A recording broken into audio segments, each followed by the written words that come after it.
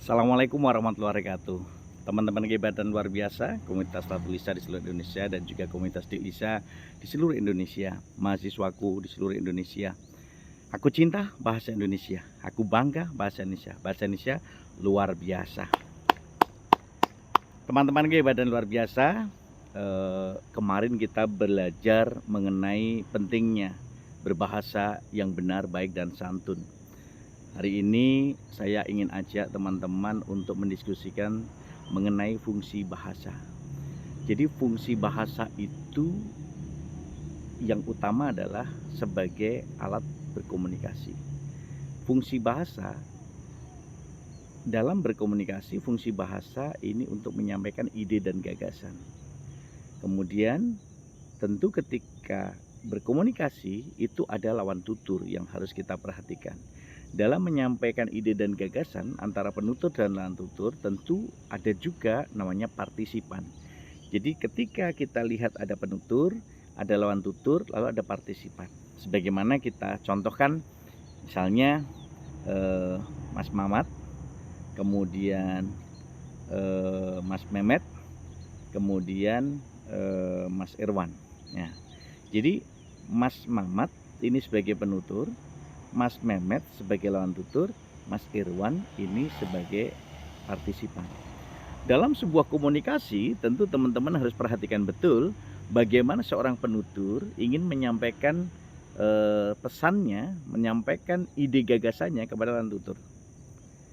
Wow, Mas Mehmet, selamat pagi. Nah, kenapa konteks tuturan ini begitu ceria? Karena melihat Mas Mehmet pagi ini kelihatan ceria sekali. Jadi kalau kita perhatikan dalam sebuah tuturan itu antara penutur lawan tutur ini juga akan sangat dipengaruhi oleh konteks tuturan, ya. Jadi sebuah konteks tuturan yang kita lihat ini akan menunjukkan bagaimana kita bisa menemukan sikap tuturan itu, sikap berbahasa itu akan bisa terbangun dalam komunikasi. Nah, ketika saya selalu katakan jadilah orang yang menyapa lebih dahulu. Selamat pagi, selamat siang, selamat sore, pagi Mbak, pagi Mas, pagi Pak, Pak D. Weh, Pak D, dari mana Pak D? Mau kemana Pak D? Halo bro, Mas bro. Nah, ini kalimat-kalimat sapaan yang kita gunakan untuk membangun suasana komunikasi.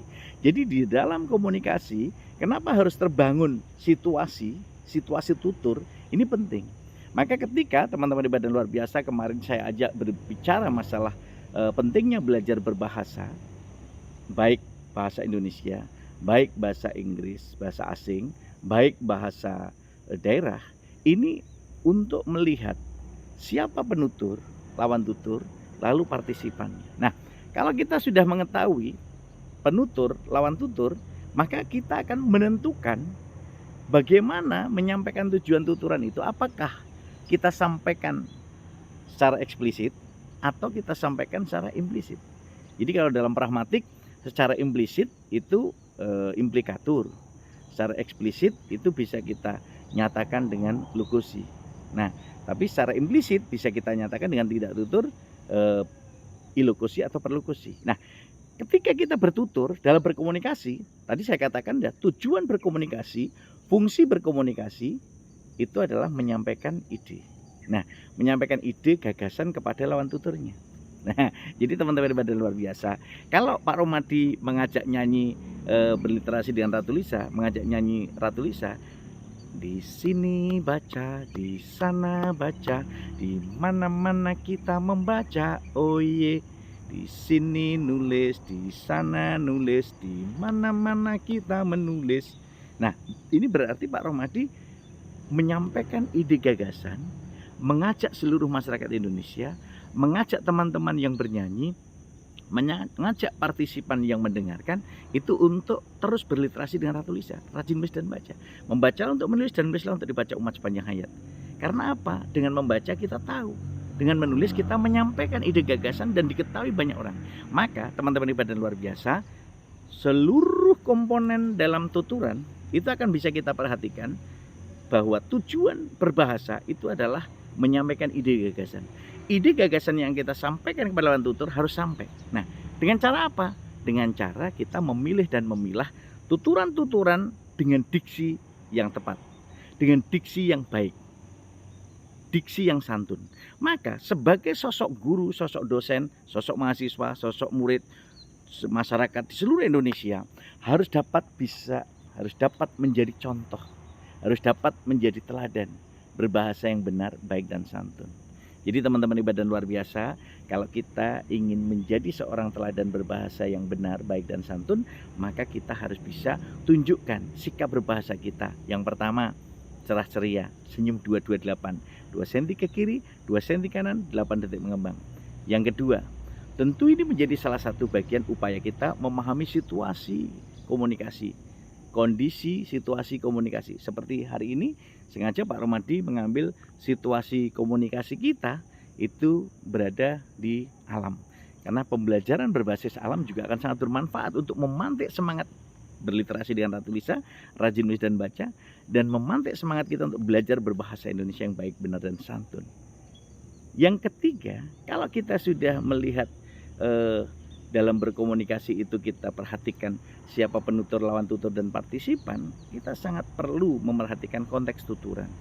Jadi konteks tuturan ini kalau dalam pragmatik selalu saya katakan penting, karena konteks tuturan merupakan segala sesuatu yang melingkupi tuturan yang akan kita sampaikan sehingga maknanya akan sampai.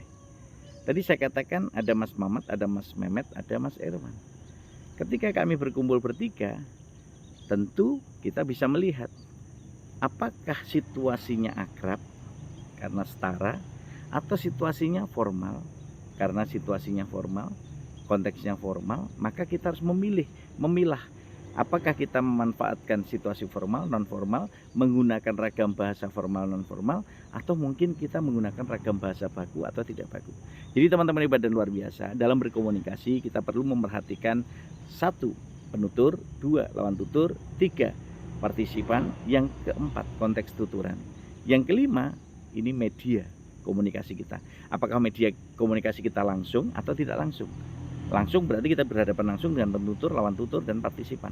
Tidak langsung berarti kita bisa melalui sarana prasarana yang digunakan, entah lewat telepon, melalui HP, atau mungkin melalui media sosial atau yang lain. Tentu itu akan mempengaruhi tuturan kita. Dan teman-teman kuliah pada luar biasa, upaya kita untuk terus bisa memberikan situasi dan suasana ini tentu harus perhatikan betul bagaimana menyampaikan tujuan tuturan dalam fungsi bahasa untuk bisa menyampaikan ide gagasan. Tadi yang saya katakan, tekankan kembali, pahami siapa penutur, siapa lawan tutur, siapa partisipan.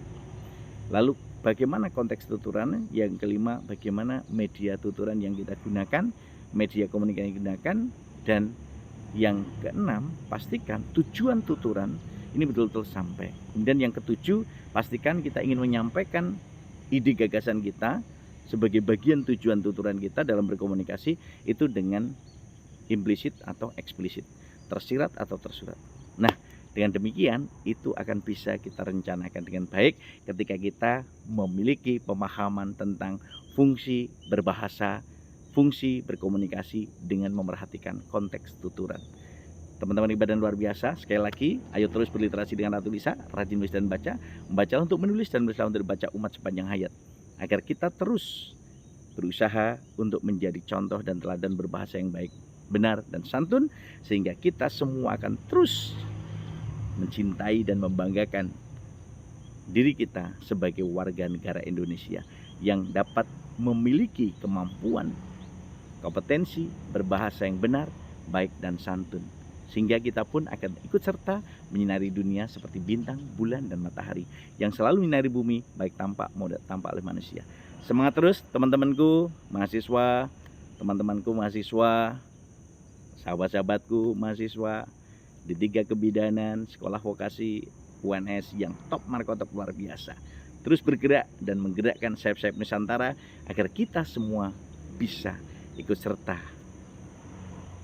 berliterasi dengan Ratu Lisa, membaca untuk menulis dan menulis untuk dibaca umat sepanjang hayat.